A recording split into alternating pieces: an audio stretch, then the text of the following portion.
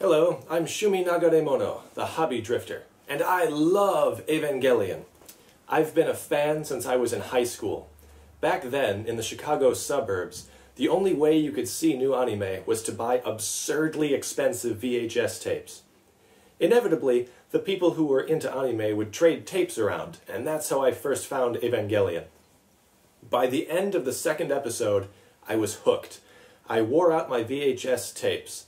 I bought the perfect collection the day it was released on DVD, and was immediately disappointed at the video quality.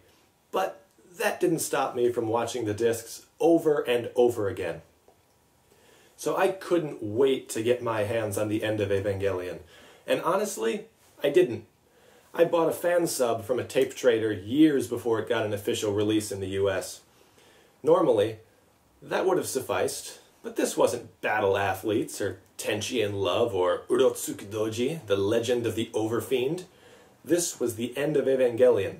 I wanted an official release, even if I couldn't understand a word of it. But, as far as I knew, the only way to get one was in some insane Japanese special edition box set. And I didn't care. I was a hardcore Eva devotee, man. I'd pay whatever it took to get one. What was it, like $50? $75?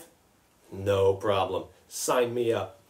But, as it turned out, the thing had a retail price of about $200 US, was sold out at retail, and only available at scalper prices on the secondary market, which I didn't have access to. And the thing was so heavy that shipping alone would run close to another $100.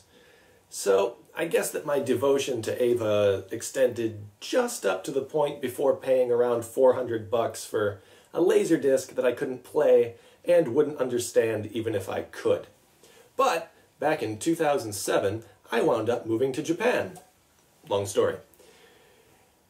And let me tell you, as big an Eva fan as I thought I was in the US, I wouldn't have even been considered a casual fan here. I had a couple of $15 action figures from Electronics Boutique and a set of DVDs. Big freaking deal. Eva is everywhere in Japan. You can buy Evangelion everything. Literally everything. I once owned an Evangelion toaster. There are Evangelion shoes, cars tricked out with Evangelion characters and motifs. You could buy a life-sized, fully licensed replica of Rei Ayanami if you were so inclined. Oh, and there's far more Evangelion porno manga than there is actual manga, which you kind of know from viewing the internet, but it's a different animal when you see it in print, in a bookstore, next to the real stuff. Evangelion was once called by my friend Ryan at the Nintendo Fun Club podcast the last great anime series. And, as far as cultural phenomenons go, he may have been right. New, used, and junked, you can't escape Evangelion in Japan. You know how they say you're never more than 3 feet from a spider? That's not true.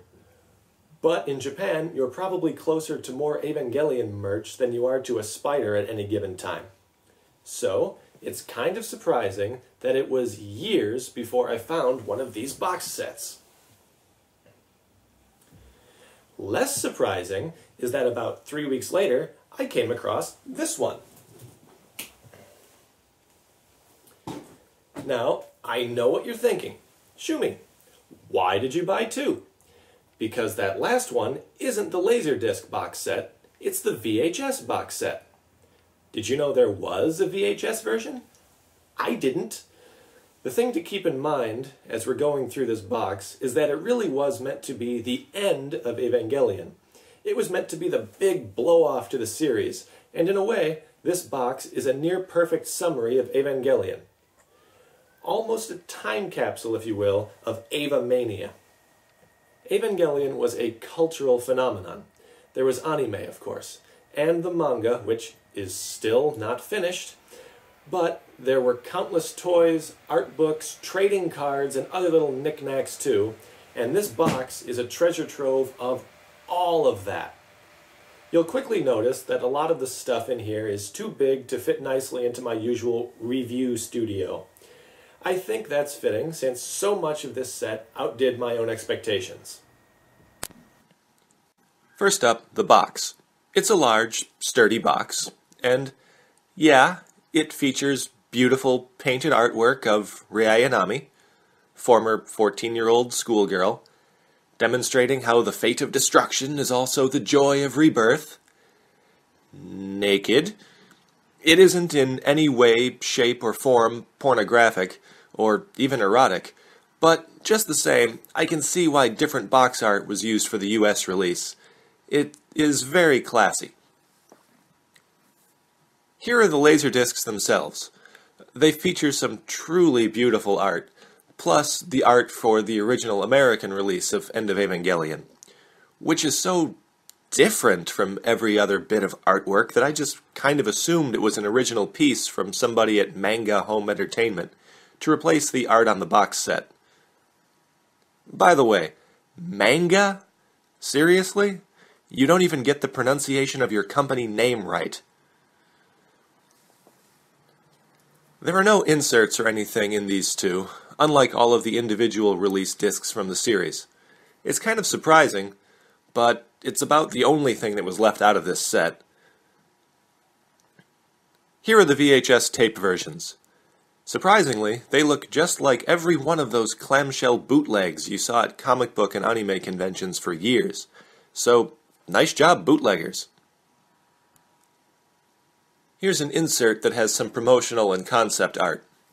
It's not terribly exciting, which is a shame since the series went through so many different concepts, and this is only about 10 pages. Here's the insert.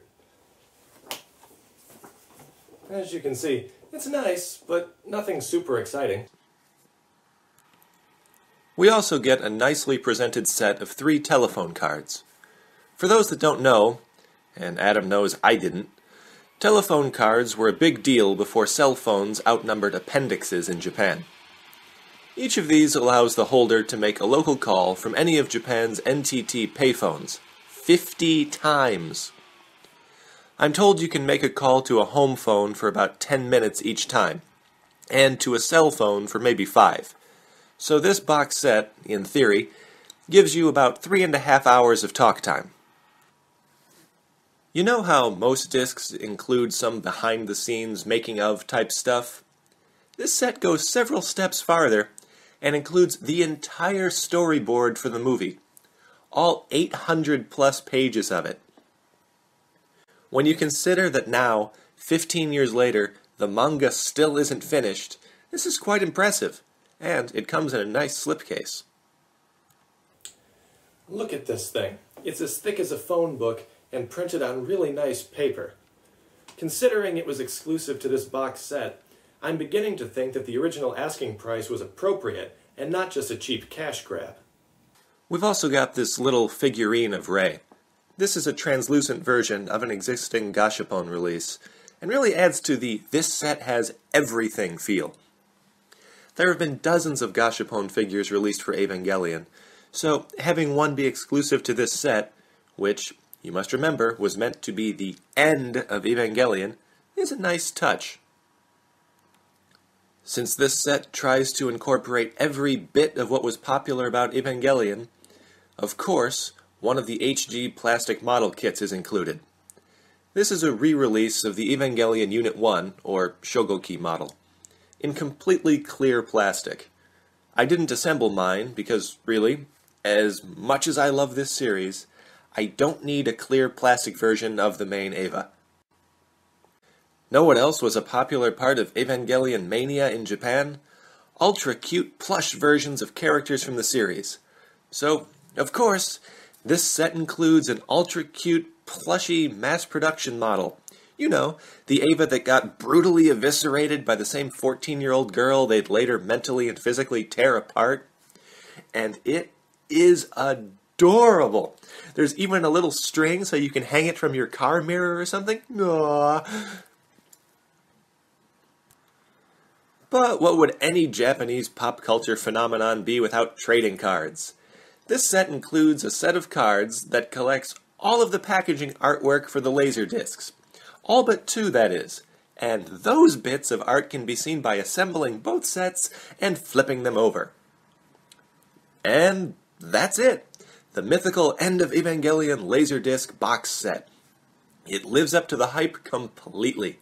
Even if I had paid like $400 for this back when I was a high school student, I don't think I'd have felt cheated. It's first class all the way. A time capsule of what the pop culture juggernaut that was Evangelion was. I question the lack of a CD with a few cuts from the soundtrack, because by the time that this was released, there were already about a dozen discs of Evangelion music released. But it's a small thing. It also would have been nice to have had the Red Cross book included with this set, and it would have saved me the trouble of going out and hunting one down myself. Everything in this set, from the art books, to the model, to the cards, and even the plushie were, and still are, 15 years later, mainstays on Japanese shelves. In fact, the only thing in this awe-inspiring box set that looks out of date is the media containing the movies themselves. Laserdisc and VHS. The only part of the End of Evangelion box that didn't stand the test of time was 2 entire visual media display forms. I'm Shumi Nagaremono, the hobby drifter, and this represents some of my happiest hobbying. Good night.